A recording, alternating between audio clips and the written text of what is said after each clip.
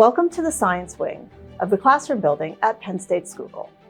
We're very excited to share with you some updates that we've made recently to the laboratories in this building.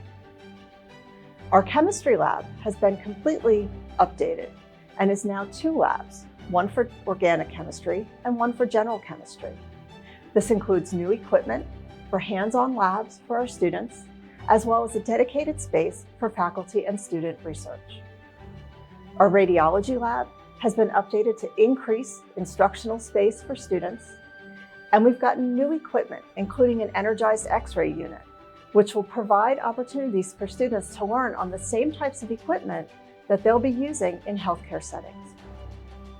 Our physics lab has been renovated and additional equipment has been purchased that will allow our students to conduct additional hands-on laboratory experiments.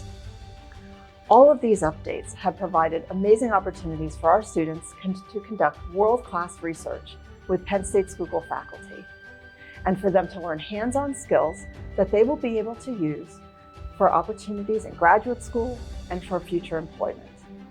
Now, let's look at the labs.